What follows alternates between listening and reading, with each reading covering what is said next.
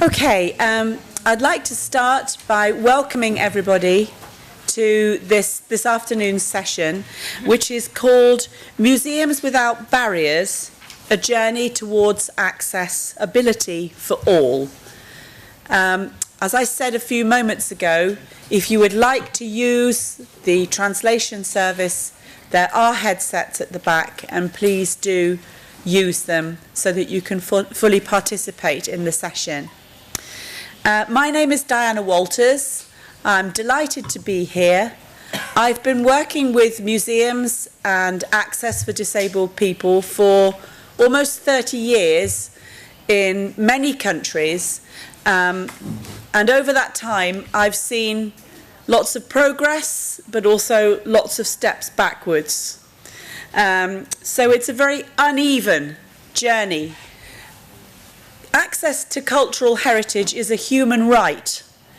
It's part of Article 27 of the Declaration of Human Rights, which states quite clearly that everyone should have the right to freely participate in cultural heritage activity. So access for museums and access for cultural organisations isn't a luxury. It isn't something that we do because we're nice people. It's a basic, fundamental human right. And for many deaf and disabled people, that human right of access to culture is denied.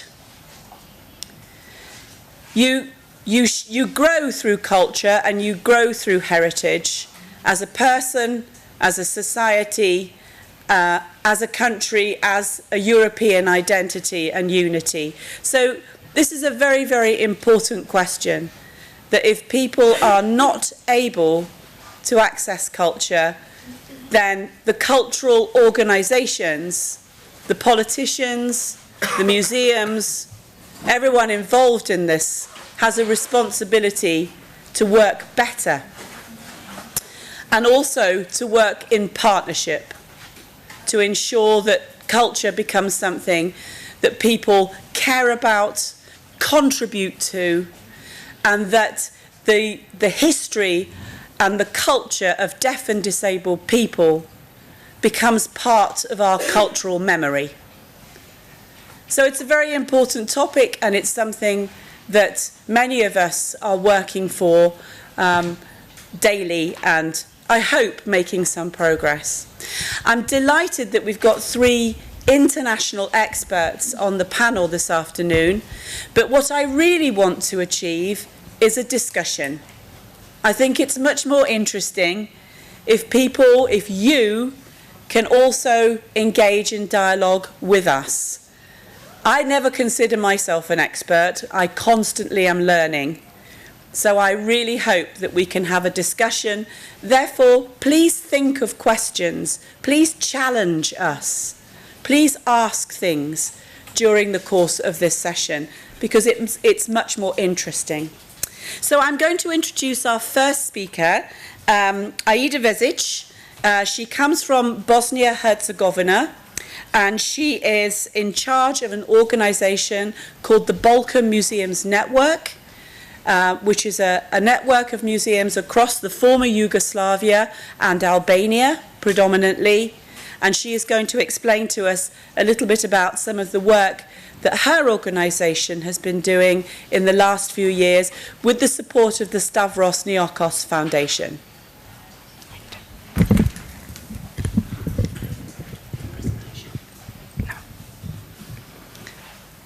Good afternoon, everyone.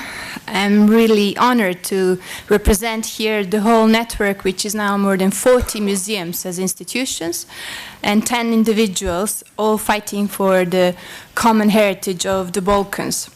The Balkan Museum Network is really gone through a journey, their journey that lasted for 10 years. And from a project, we came to being an independent, non-governmental organization run by the steering board consisting of museum professionals. So it's a grassroots, bottom-up initiative. The title of my presentation is Example of Collaboration and also Accessibility of the Collections. It's really hard to pick few examples because we had so many, but through my presentation I will just shortly introduce the context and the background, go through 3 examples and some of the lessons we have learned in this journey. The Balkans, of course, is a post-conflict society, and the work we do is not just professional development of museum professionals and changing institutions, but the work we do is also reconciliation and peace building, so this cross-border element is very important to us. We are working with traditional institutions which are struggling to survive. And actually we are talking about maintaining the current audience but also broadening to new groups and new individuals.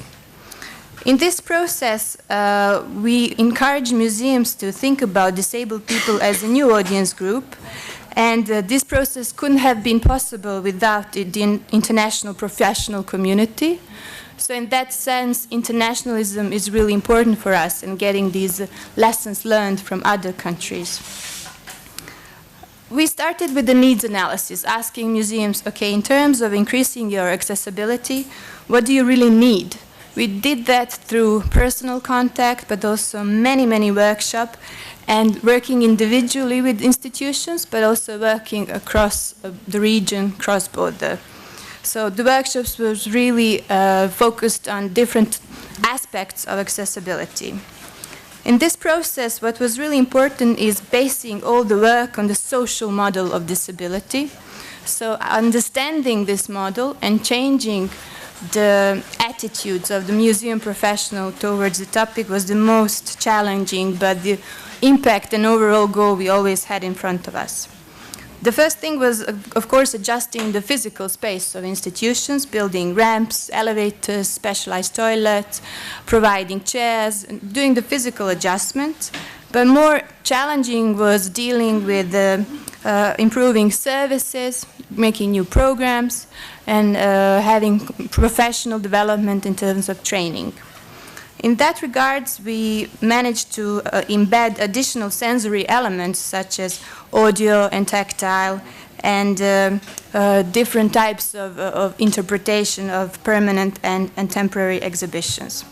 Technology helped, but also the major was participation of disabled people themselves, individually or through associations of disabled people. So 3 examples. One of the examples is a museum in a suitcase. Several of our members actually implemented this activity. Just to name the few, these are the City Museum of Novi Sad, which is a town in Serbia, National Museum of Bosnia and Herzegovina, the famous one that has been closed, unfortunately, for 3 years and that recently reopened, and Historical Museum of Albania. Implementing this common methodology, museums managed to take the part of their exhibition and take the collection outside the museum walls. For example, the National Museum of Bosnia and Herzegovina was dealing with the ethnology department, and they made a collection of 30 objects that talk about the way of living, everyday life in the past, and they used this storytelling about objects to talk about what is the role of the museum in the society, what museums means to them. And with this project, they also managed to create a tactile experience for not just for children with disability, but also working in inclusive environments of high schools and making some long-term partnerships. So lessons that were actually drawn is that with an activity like this, you strengthen educational role of a museum, you build new audiences and new partnerships, and also you work outside of the museum walls. The second example is actually creating a new exhibition. It was a tactile area in the Historical Museum of Bosnia and Herzegovina. We have equipped our museums with fusing machines, with tactile thermal paper to produce these images, but this was the first time that actually a museum made a permanent exhibition entirely with tactile objects. The legends were in Braille, And they were mixing replicas with originals, the originals that could be touched. And they allowed participants to independently walk through the museum collection, which was really a big step, not just with the guided tour, but independently enjoy access to culture. The exhibition was also telling a new story. The exhibition was about the history of Bosnia and Herzegovina from the prehistory to the contemporary society. So they have created a new exhibition and a new story. The third example actually deals with services, and it's about creating an audio and video guide. It has been done in the National Museum in Zrenjanin. Zrenjanin is this really small town in Serbia. They have managed to create this multimedia content available on tablets before coming to the museum, but also once you are in the museum to have an independent tour. The application was a combination of audio and video and photograph material, and it enabled visitors to take their own time, take their own pace through the exhibition, stop when they want, replay when they want it, etc., etc. We have many achievements, of course, and one of them is actually new services, but also sensitizing the museum staff, breaking these prejudices and barriers, how it is really to work with disabled people, what kind of new energy can be created, and how to empower disabled people to independently receive information, decide if they will visit museum, under which conditions, and once they are there, what is available as a service to them. We met many challenges. Some of them was that it's, of course, the context. Every time there is a new election, there are new directors, and the cutting budgets for the culture. But it's also sometimes that we are too quick on applying the new technology. And sometimes we are like kids with new toy. We want to test this new technology, and we actually forget why we are doing this, for whom, how it's going to be used, and how it influences the whole processes within the museum. Also, one of the challenges was how to cascade the knowledge within the museum as an institution, and how to engage all the employees within the institution, and establishing longer-term cooperations.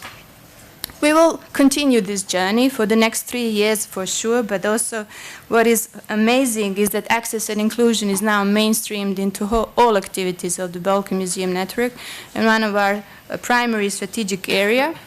And we will continue to pilot new activities and to fund museums actually implement projects.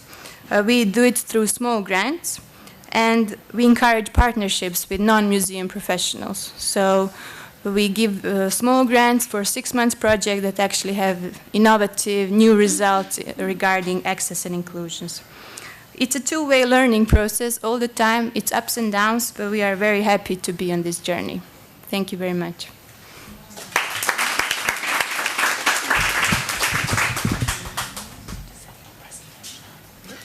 Thank you very much, Aida, for opening our panel this afternoon. I think it's really important to stress that the Balkan museums that Aida is working with are museums with almost no resources at all. And through a process of engaging with access and really understanding more about it, they have been able to make really significant steps towards becoming more inclusive and towards working towards the goals of opening up culture and opening up heritage and engaging in dialogue with disabled people. So it's a very useful example from her organisation. I'd like to introduce our second speaker now. Marta de Vet is Head of Education and Public Services at the Van Gogh. Yeah, I'm determined to say that properly. Museum in Amsterdam. And Marta is going to present a project to us which they've been running around art history, and particularly with a focus on creating a sensory experience to appreciate and understand works of art. But before we start, hello everybody. Do you see my PowerPoint? Somewhere. Because I see it on the desktop here, but if you don't see it, it doesn't make a lot of sense. Good. No. Is there a technical person in this room? Do we have a technician, please, somewhere? I'm not sure that It's that okay. microphone is working. Great. I don't think that microphone is working. Oh. If you could help me to show. Is it working? Yes, there we go. It's working, great. Hello, everybody. Can you hear me? Yes. We have to switch again? Oh, I'm sorry. We can do this. Then we have to switch to a movie later on, so this is really exciting. Well, thanks everybody, and also thank you for inviting us to share our experiences about what it is to make museums like the Van Gogh Museum more accessible to people. What I like to do today is to share with you the learning curve we are going through as a museum, and I'm really looking forward to also learning from you. So please don't hesitate to ask me questions, even if they're tricky or about a bit critical, because that's what we are looking for. To start with, I want to show you a little movie, and I've got my charming assistant here to help me out. And that's a double challenge in accessibility, because it's in Dutch with English subtitles. So I try to do some seamless translation for you who are not able to see everything of the movie.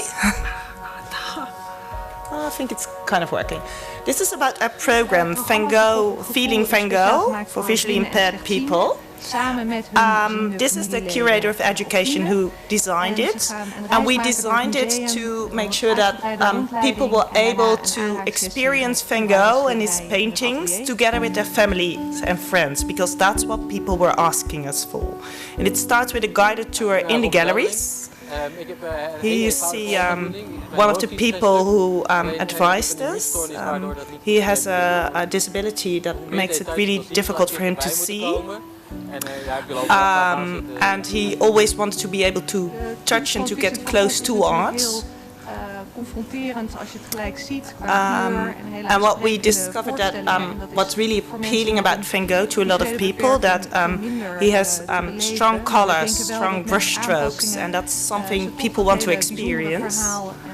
But there's also a large story behind Van Gogh, and we wanted people to experience what is really important about Van Gogh through several senses they could use, and also make it a bit more tailor-made.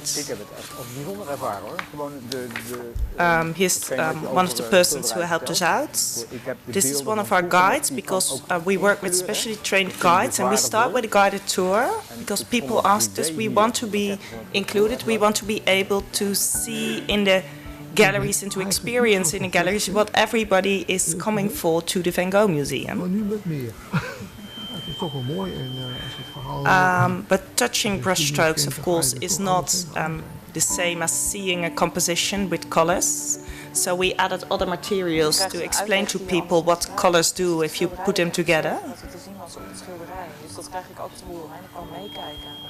And we add other materials, like you could feel a vase, like the vase Van Gogh painted in the sunflowers, to experience what it is he tried to put on the painting. And what this gentleman is saying is one of the most important things we get back from participants, is that I'm included. Usually when we went to a museum, I just waited for people. And now I can be part of the experience. And now we have to get back to, I think this is the one. Yes. Is it on the screen? Well, what we, as you could see, is that we discovered a program for visually impaired people and their family and friends to experience Van Gogh together. That's one of the most important things we did. And we built a program in such a way that you could use all your senses and a set of materials to get the best experience that fitted to your interest or what you wanted to get out of seeing Van Gogh and getting close to what he created. And And one of the most important things in our program is that we especially trained our guides to stimulate interaction and dialogue to get most of an experience that you have together with your relatives. And this program is an example of our mission statement, which says that we want to make Van Gogh's life and work accessible to as many people as possible worldwide, to inspire and to enrich them.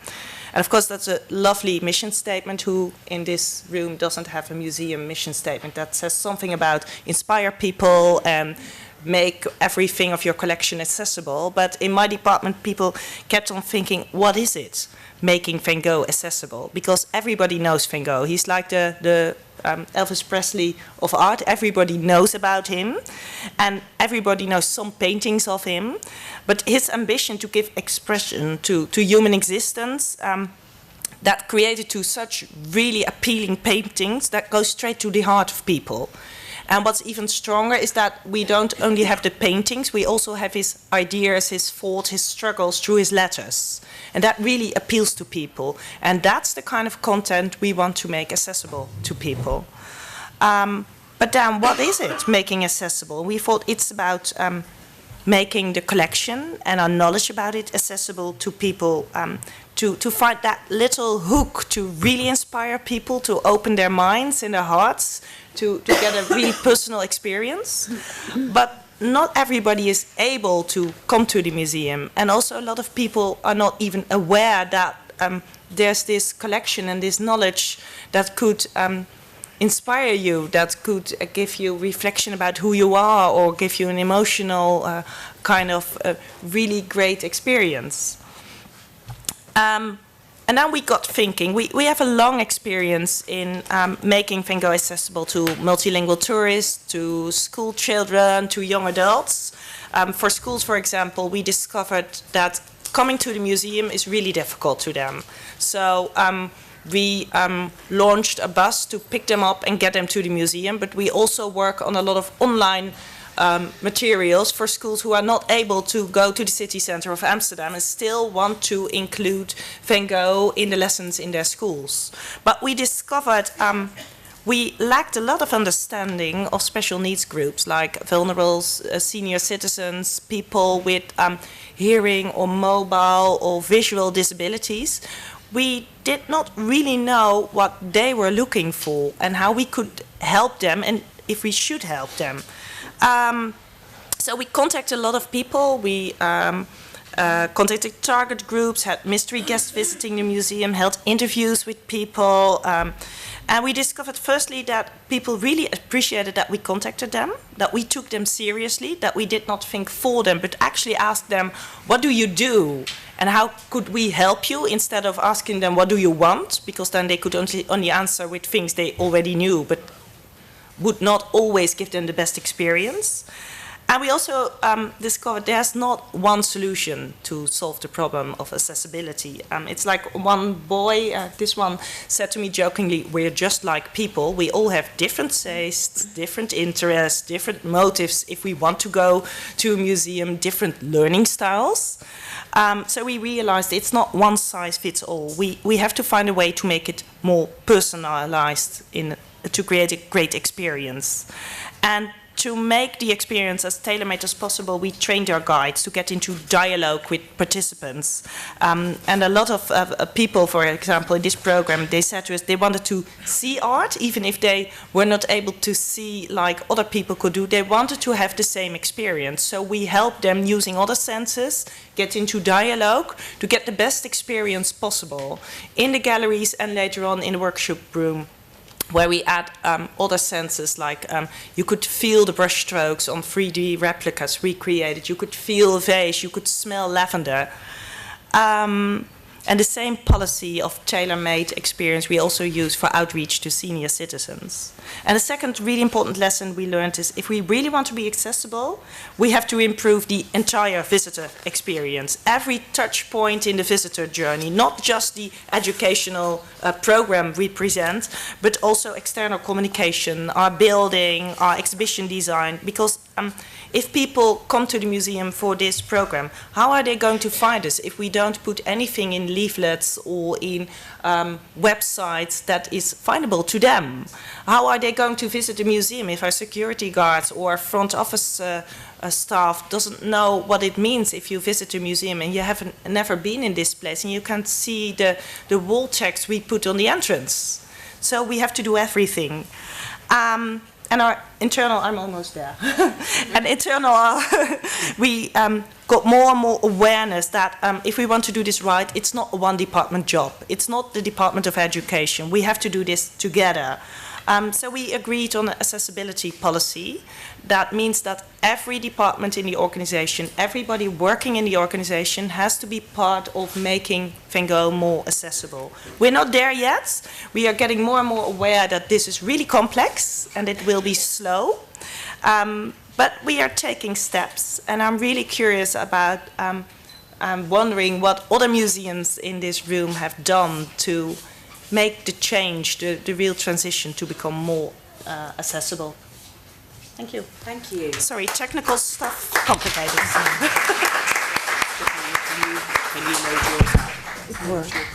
Yeah, sure.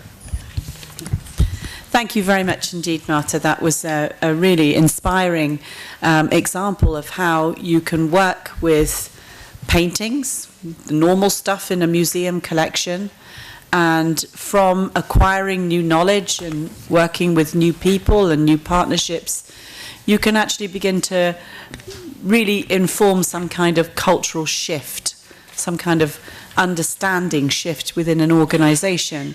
And I think that's a very, very good example of the power of working with access, because if you become more accessible, you're actually reaching everybody. You're reaching far more people across all of your communities, and people who perhaps would never come to a museum might actually start to enjoy your great works of art. And I'm very interested in Van Gogh, particularly partly because, of course, he is one of those deaf and disabled people whose history, you know, the history of his particular life is something that's, you know, often a story that we forget. We focus very much on his output. And yet he himself has a very interesting narrative, I think, in the history of disability and deaf people and how they are presented within museums and museum collections.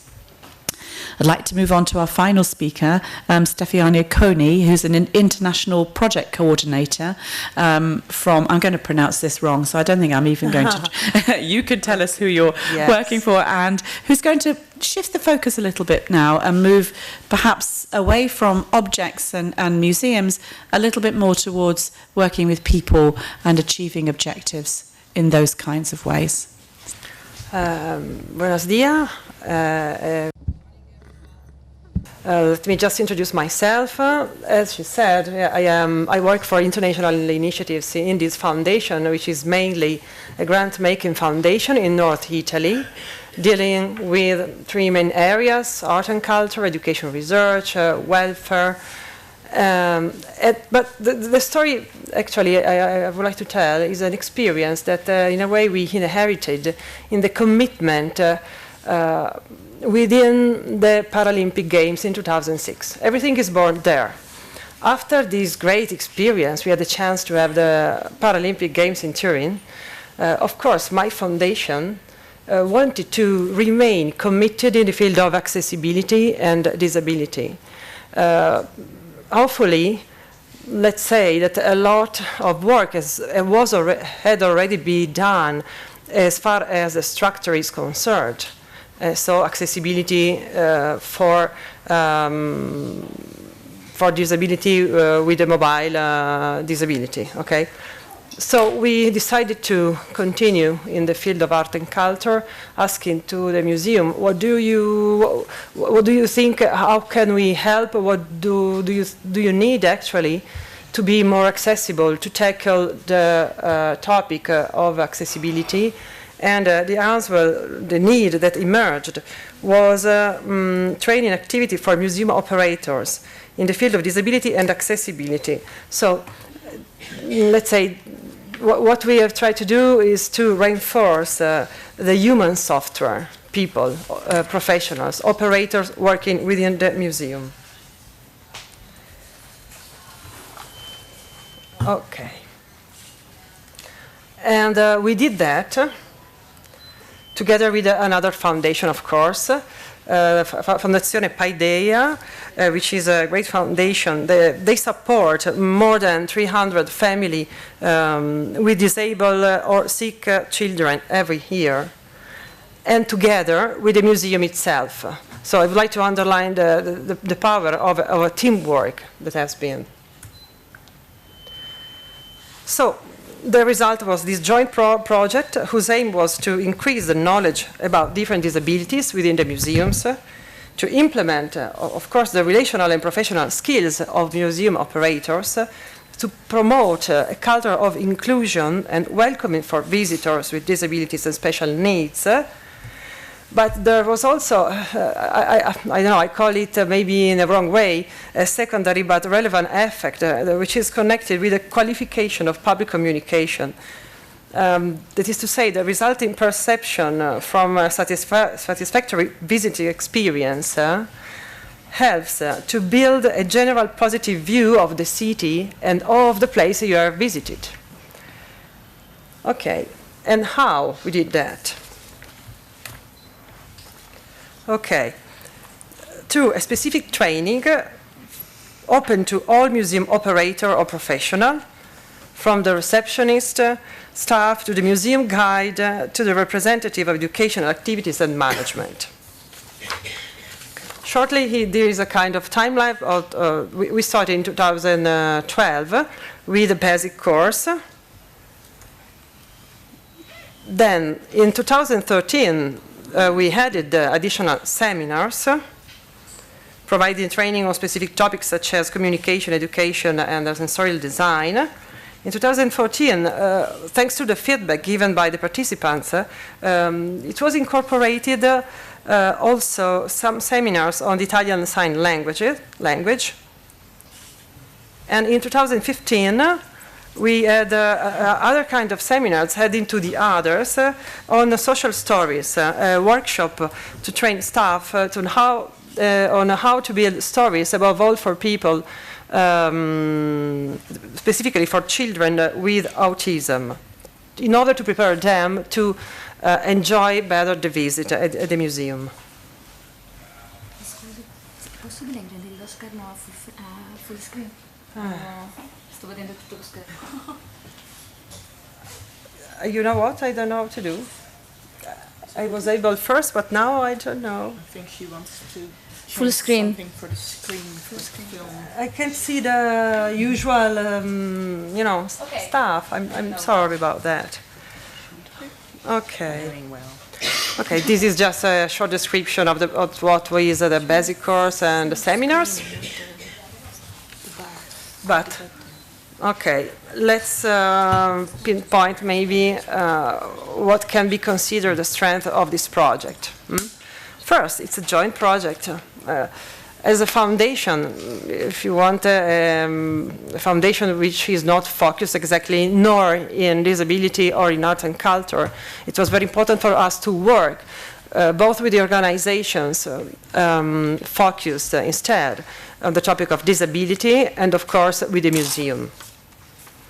What we like is that it is the transversal project because it involves the staff of the museum regardless of the position, function, as I've already said. It enables a helpful confrontation both between different categories of professionals, but also it created a very good occasions of meeting among professionals of different museums. The program is definitely flexible and try to adapt to the needs that the participants pinpoint. This is something we did not expect, that is to say the voluntary involvement of the staff. After the first year, where was the director that in a way pushed the operators of the museum to participate after the first time, but well, was the staff that voluntarily decided to participate in this course. And at the end of the day, let me say this is a kind of positive process that can trigger actually every city when there is an organization that tries to stimulate the work, the teamwork together with other organizations, the museums or associations.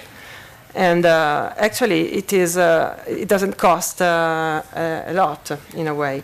Okay, just to give you an idea of numbers, the first year's 12 museums, and then so far, we still don't know. 2015 isn't finished yet, but we are almost with 85 museums working on these. And the numbers of operators, okay, this is, but imagine that we are doing that only first in Turin, and only in 2013 we started to give this opportunity to other museums of the region. And now, future development, we are asking to ourselves what we do. Do we have to extend the number of courses and hours, or, well, the area of intervention, possibly trying to find out good relationships with other organizations in Europe? And then we are wondering whether it could be useful or not to share with other museums or foundations a sort of a publication of this training, maybe in an EPUB or something different. Thank you.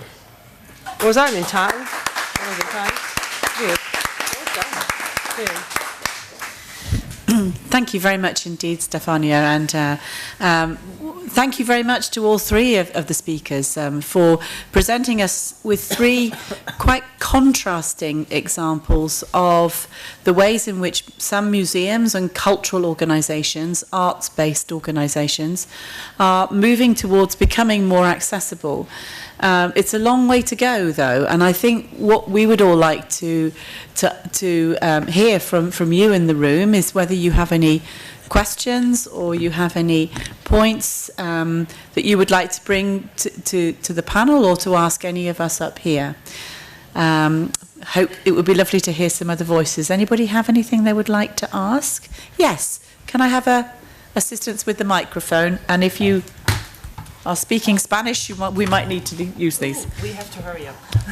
Hello, my name is Andrea, and I would like to ask about the Van Gogh experience. How you make this accessible for different museums? I understood that you make this in Amsterdam, yeah? And how is accessible for another museum to have this experience? Do you know what I mean? Is how much can be like the real, like, you know, if some museum want to have this experience for the disabled people, how real is to have a Van Gogh in my fingers? Well, I think our starting point was, of course, our collection, and also the man who made those paintings that are world famous. So that was our starting point. What kind of content do we want to make accessible?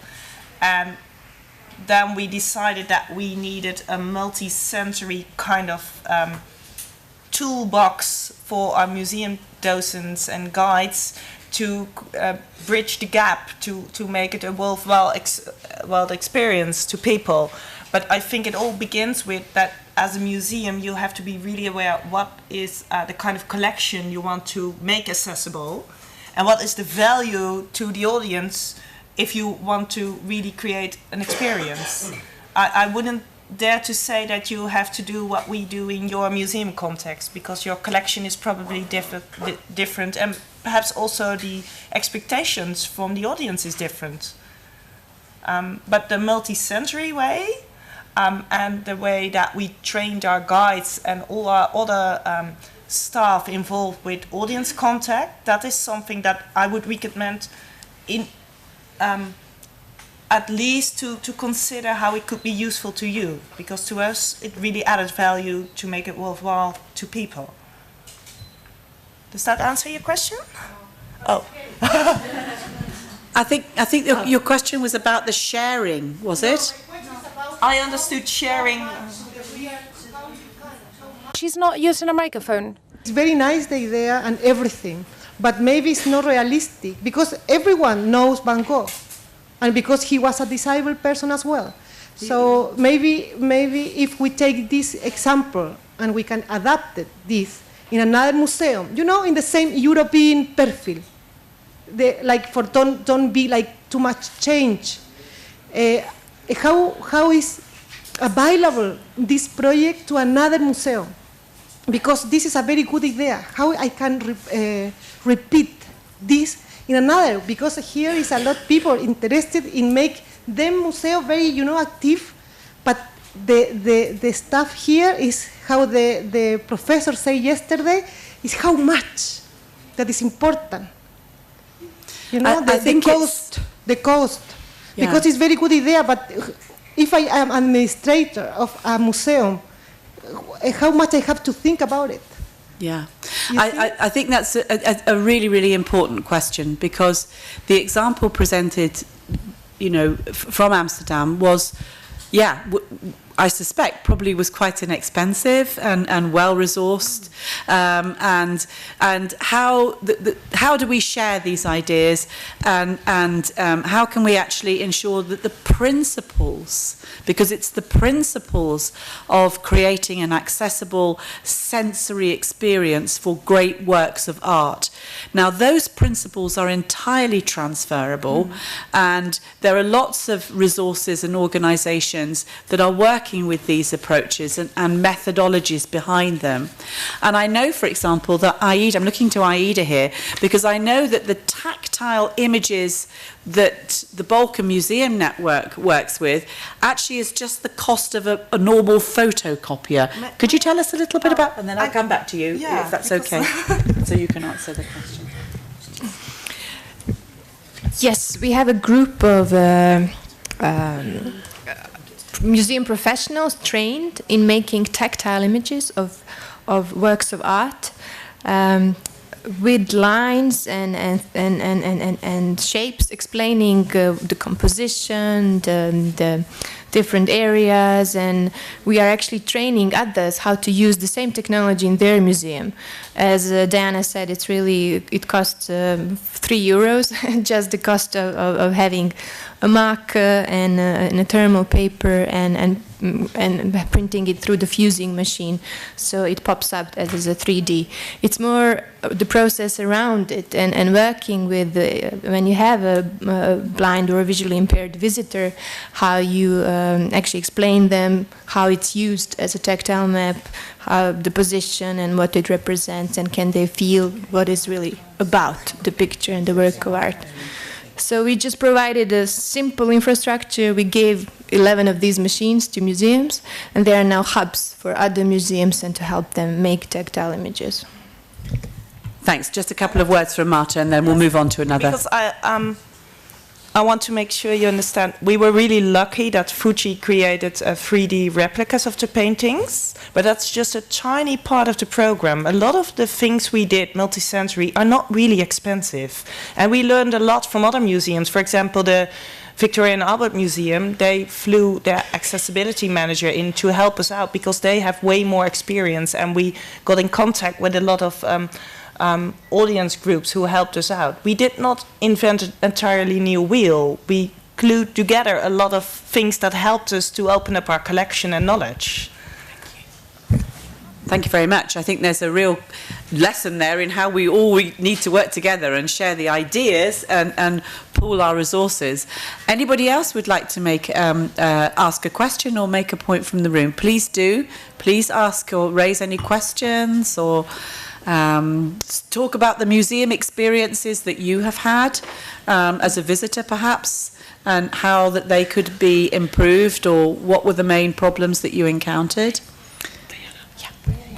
Yes. Yeah. May I ask you something? How many of you works in a museum? Okay. Okay. And how many of you works in an organization focusing directly on disability topics? Okay, the big part, let's say. Okay. Okay, while you're thinking, has anybody got a question from the floor? Yes, at the back there. Thank you. Una pregunta.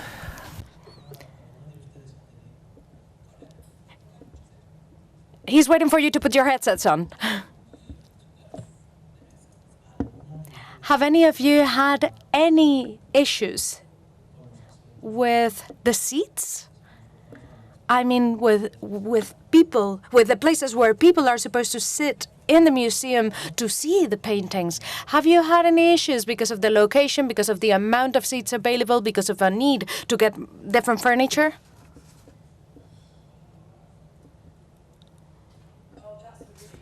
Great question. Whenever I talk about access, I always say that the absolute first thing that every museum can do is put seats into the galleries. It's a basic human requirement to be able to sit down. Would anyone like to answer that? Issues with furniture and seating? We have lots of, yes, okay. We do. It's ongoing, difficult. We've got major crowd control issues. It's way too crowded in the galleries, but we want people to sit down and relax and have the best experience. We haven't solved it yet.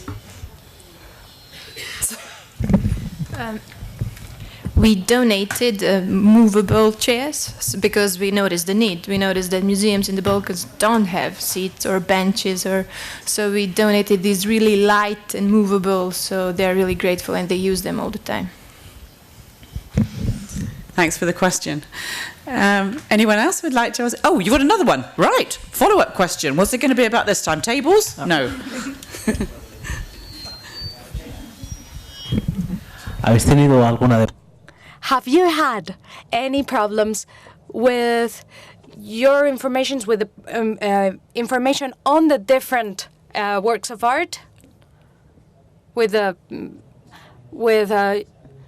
commissioners of the different, the curators of the different exhibitions? Have you had any problems with that? I know. Ooh, yes, right. Art historians, curators generally, they're a difficult bunch to work with. Apologies if I offend anybody. Yes, because if I could just reflect first and then I'll ask the others to come in. A lot of the time when I'm working with particularly art museums, it's trying to get people in the museum world to understand that what they think is important and what they think is interesting and the language that they use might not actually be the most interesting and accessible for their visitors. And that's not to say that it's not important, and I'm all for academic research and knowledge and so on. It's not that. It's recognizing that a 10-year-old child will see in Van Gogh the colors and the shapes and the energy, and they will see different things. And as we go through our lives, we see different things, we learn in different ways. Museums really, really need to start to understand how to communicate in a much more broad, accessible and creative way. And I actually like exhibitions where there's almost no labels and no language. If I'm interested, I can go and read a book or look at it on the internet. So it's a really, really good question you're raising about that, how we communicate and what is the museum for, you know, inspiring people, works of art, fantastic collections, inspiring people. How do we inspire people? It's very rare that we inspire them through museum labels, I think. Would you like to comment, Marta? You already said a lot, but this is the big challenge of bridging the gap between everything we know as a museum and is it actually why people come to visit us and what they are looking for. Some people actually like wall texts. We did a lot of research about it because wall texts take upon also a lot of space where you could hang a painting, but actually 85% of our visitors really use the wall text. they don't read it like a book, but they use it to check upon things and then create their own experience. I think the trick is you always have to bridge the gap between everything you know about the collection and what are the kind of audiences, what are their motives to visit you, what are their learning styles, and how you could create the right mix to get the best experience. Stefania, I'm interested, when you're doing your training programs, this issue of communication must be quite an important part of your method. Yes, it's all about communication, actually. Well, I'm not an expert of these because, you know, as a foundation, but of course we ask to some teachers, which mainly comes from, they are psychologists, some also psychiatric, most of them dealing exactly with education and communication. Of course, communication is everything in this training, in being able to welcoming everyone, despite the special needs that one may have, of course. Just a short one. Working with access means actually reforming the whole institution. So another area in which we work is interpretation. So in that area we are also working a lot with the curators and introducing multiplicity of voices. So as a Balkan Museum Network, we see a huge need there to work inviting audience members to hear their voice directly in a museum.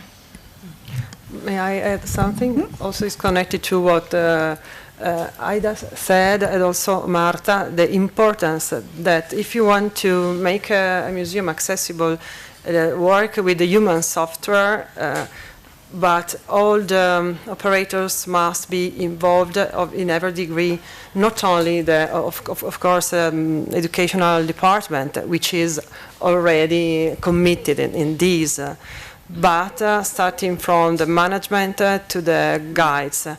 And also the knowledge among themselves that everybody feels this need to make the museum accessible. It's a good point to reach. Got time for one more question or point from the floor? Would anybody? Yes, thank you. Can we have the microphone? Thank you very much.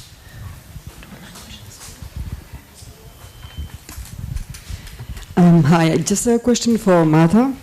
Also, I'm not sure if I missed it, but you also remind us about Van Gogh letters, and you also just talk about the text and how, you know, the visitors like to read the text and everything. So, but I missed if you mentioned, have you translated that into Braille language or anything in this project? Because I have not seen in the whole video. I mean, the main character was specifically a blind person or kind of visually impaired, but I have not seen anything on Braille. So.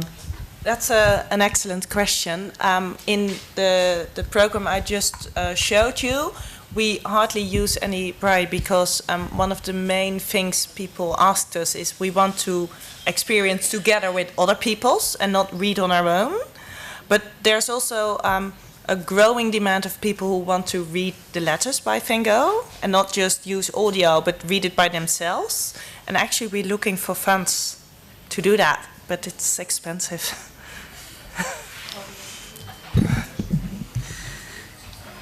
I lied. We've got time for one more question. If anybody would like to ask one more or make one more point.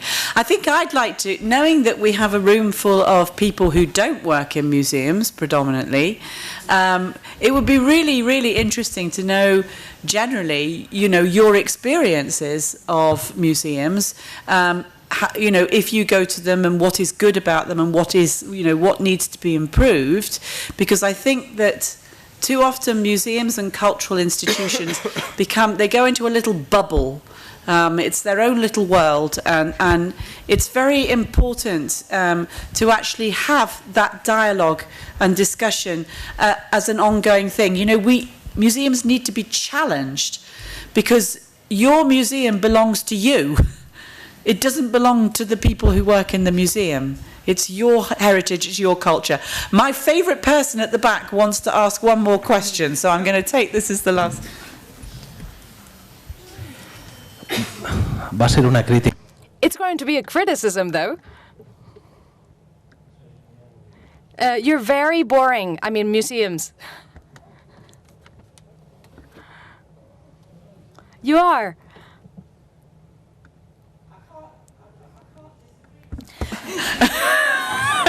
Actually, that's probably lost me my job. Yes. Wait. Yeah, well, there's more. Yo tengo 3 niños. I have 3 children, and I always think about taking them to the museum, but the feeling that I get is, how long will it take them to want to go to the toilet, to go out to the garden, to go home, actually? And I think for museums in general, the challenge is for a child to go in and not want to leave right away. Compared with the obligation that a parent should have to take children to a museum, because I feel like that's my obligation as a parent. Thank you so much for saying that. You know, museums have got to survive. There's an awful lot of entertainment out there. There's an awful lot of other things that kids want to do. And the only way that museums are going to survive is if they become relevant and interesting to a wide range of people.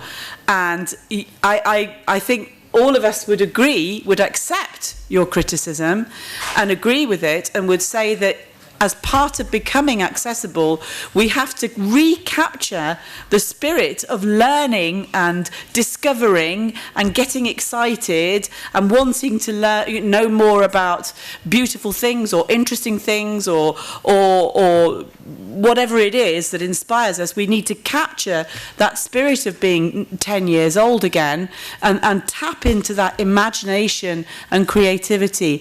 A lot of museums really need to wise up in terms of becoming much more accessible in that way.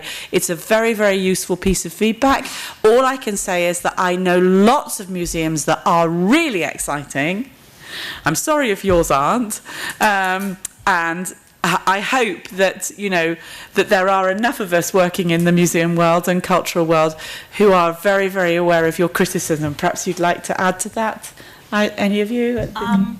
Well, I agree. There are a lot of museums who are striving for the best experience, and sometimes that's difficult with children, but a lot of the times we succeed in it. Sometimes it's also that we feel we have to kind of teach the parents that it's not that scary or difficult, and that children actually want to learn, are really curious. So that's one of the reasons we changed from children's program to family programs, because it's a joint experience and we have to create kind of a joint curiosity. And that, to us, at least it helped us to engage audiences better. Again, Stefania, I guess you're working a lot with those kinds of audiences in your training programs, are you? Yeah, yes, exactly. But Teresa, there is other also positive examples in Turin. This is Cinema Museum, which is the biggest museums in Torino, together with the Egyptian one. And for instance, in order to include a familial experience, they decided to make a projection of movies once a week for family with small children. There are a lot of different experience now, more and more, hopefully, trying to make an inclusive experience in using art and culture museums and cultural heritage in general. And working with our European partners from all over EU, but also neighbors such as Croatia, Bulgaria and Greece, we hope to strengthen educational programs, because museums in the Balkans really are boring and it's still the beginning of the strengthening educational role of museums. So, Okay, we'll have to close the session. I'd like to thank our three speakers very much for presenting their very, very interesting work. I'd like to thank you all for coming. I think that the conversation could go on. We would very much like to encourage that and hear more from you.